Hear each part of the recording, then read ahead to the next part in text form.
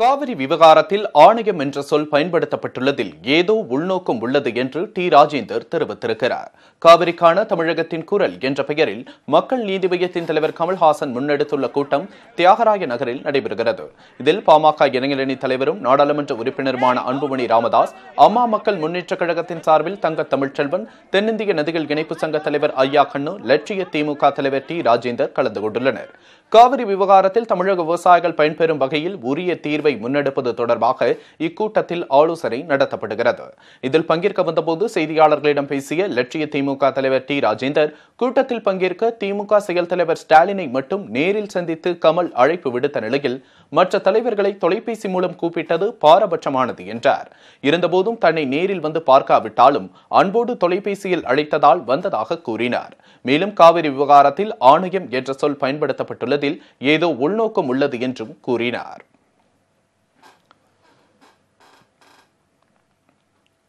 கன்னியாகுமரியில் மாவட்ட ஆட்சியர் அலுவலகத்தை முற்றுகையிட முயன்ற மீனவர்களுக்கும் போலீசாருக்கும் இடையே கடும் வாக்குவாதம் ஏற்பட்டது. கன்னியாகுமரி மாவட்டத்தில் சர்வதேச சரக்கு பெட்டக வர்த்தக துறைமுகம் அமைக்க அப்பகுதி மக்கள் எதிர்ப்பு தெரிவித்து வருகின்றனர். இந்நிலையில் மாவட்ட ஆட்சியர் அலுவலகத்தை முற்றுகையிட்ட திமுக, காங்கிரஸ் மற்றும் மீனவ பிரதிநிதிகள் திட்டமிட்டனர். முற்றுகை போராட்டத்திற்கு போலீசார் அனுமதி மறுத்த நிலையில் தடையை மீறி போராட்டம் நடத்த பல்வேறு பகுதிகளிலிருந்து மீனவர்கள் வருகை தந்தனர். மணக்குடி, பறக்கை உள்ளிட்ட பல்வேறு இடங்களில் மீனவர்களை தடுத்து நிறுத்திய போலீசார் அவர்களை ஊருக்கு திருப்பி அனுப்பினர். இதனால் மீனவர்களுக்கும் போலீசாருக்கும் இடையே வாக்குவாதம் ஏற்பட்டது. இதனை கண்டித்து அப்பகுதி மக்கள் மறியல் போராட்டத்தில் ஈடுபட்டனர். நாங்க போராட்டத்துக்கு போன மக்களை எல்லாம் பிடிச்சு எங்களுக்கு போக விடாம எங்களை பிடிச்சு வச்சிருக்காங்க.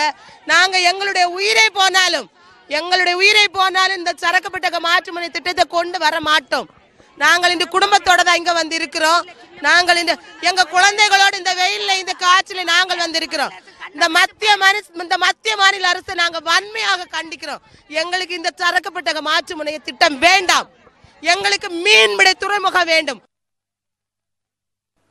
சென்னையை அடுத்த செங்கல்பட்டு அருகே போதை மருந்தாக பயன்படுத்த தூக்க மாத்திரை கேட்ட இளைஞர்கள் மருந்தக ஊழியர் மீது தாக்குதல் நடத்திய சிசிடிவி காட்சிகள் வெளியாகியுள்ளது.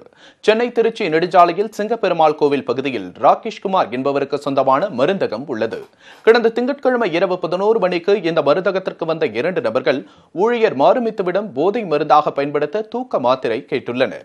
தூக்க மாத்திரை இருப்பு இல்லை என மாரிமுத்து கூறியதால் ஆத்திரமடைந்த அவர்கள் வாக்குவாதத்தில் ஈடுபட்டனர். அப்போது கடையில் இருந்த கத்திரிக்கோளை எடுத்து மாரிமுத்துவின் கைகளை ஒரு இளைஞர் கிழித்துள்ளார். கடையின் உள்ளே நுழைந்ததும் மாரிமுத்து மீது தாக்குதல் நடத்தியுள்ளார். தாக்குதல் காட்சிகளும் தூக்க மாத்திரையை ஒரு நபர் தேடும் காட்சியும் கடையில் இருந்த சிசிடிவி கேமராவில் பதிவாகியுள்ளது. இந்த காட்சிகளை வைத்து குற்றவாளிகளை மறைமலை நகர் காவல்துறையினர் தேடி வருகின்றனர். தூக்க மாத்திரை கேட்டு தாக்குதலில் இறங்கிய இருவர் கல்லாப்பட்டியிலிருந்து 30,000 ரூபாய் பணத்தையும் அள்ளிச் சென்றனர்.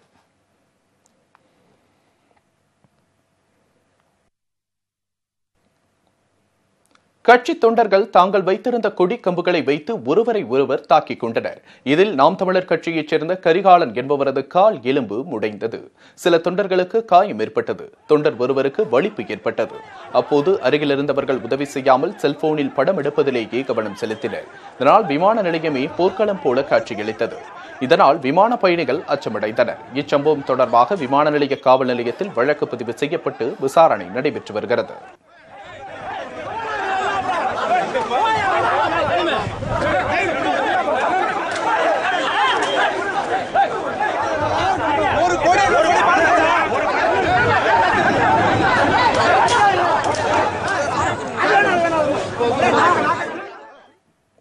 நாகை மாவட்டம் குருக்கத்தியில் 20 ஆண்டுகளாக செயல்பட்டு வந்த அரசு ஆசிரியர் பயிற்சி பள்ளியில் மாணவர் சேர்க்கை நிறுத்தப்பட்டிருக்கிறது. நாகை மாவட்டத்தைச் சேர்ந்த மாணவ மாணவியர் ஆசிரியர் பயிற்சி பெற குருக்கத்தி அரசு ஆசிரியர் பயிற்சி பள்ளி ஏதுவாக இருந்தது. இந்த பள்ளியில் இந்த ஆண்டு முதல் மாணவர் சேர்க்கை நிறுத்தப்பட்டுள்ளது. இதனால் நாகையைச் சேர்ந்த மாணவர்கள் அரசு ஆசிரியர் பயிற்சி பள்ளியில் படிக்க வேண்டுமென்றால் பல கிலோமீட்டர் தூரம் பயணித்து திருவாரூர் மாவட்டத்திற்கு வர வேண்டிய சூழல் ஏற்பட்டுள்ளது. மாவட்டத்தில் பிள்ளைங்கள்லாம் படிக்கிறதுக்கு நல்ல ஏதுவாக இருந்தது.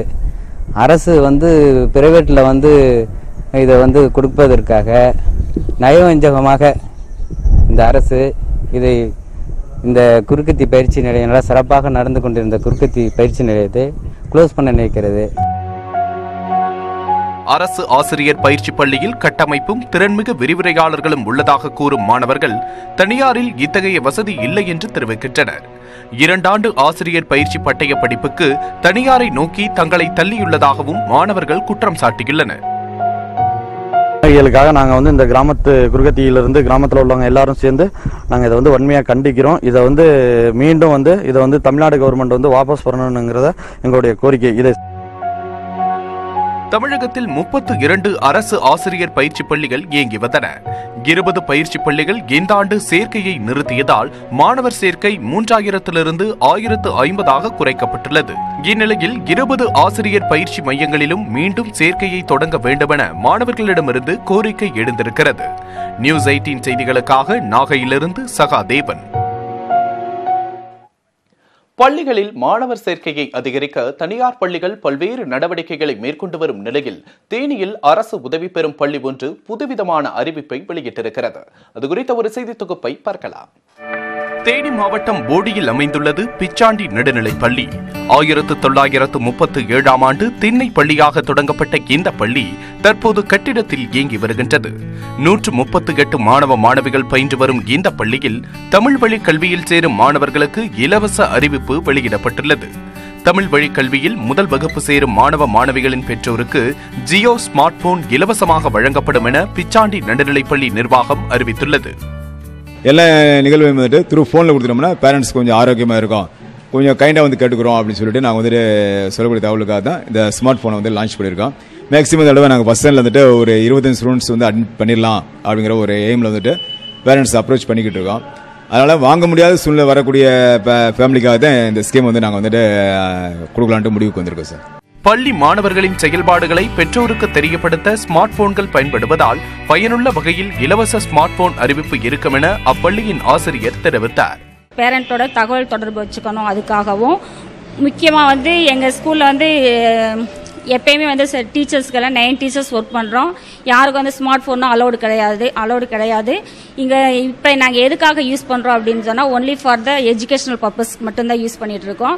இது பிள்ளைகளுக்கு அந்த பாட சம்மந்தமாக வந்து தொடர்புடைய நல்ல கருத்துக்களை வந்து டவுன்லோட் பண்ணி பிள்ளைகளுக்கு கற்றுத்தர்றோம். பிச்சாண்டி நடுநிலைப்பள்ளி மாணவ மாணவிகள் படிப்புடன் பாரம்பரிய விளையாட்டுகளையும் பயின்று வருகின்றனர். ஒவ்வொரு மாணவ மாணவிக்கும் உள்ள தனித்திறமைகளை ஊக்குவிக்கவும் பள்ளி நிர்வாகம் தவறுவதில்லை. பள்ளி தனியார் பள்ளிகளுக்கு இணையாக தொழில்நுட்பத்திலும் முன்னேறி வருகின்றது. தொடரும் பல அண்மை செய்திகளுக்கு இணைந்திருங்கள் நியூஸ் 18 தமிழ்நாடுடன்.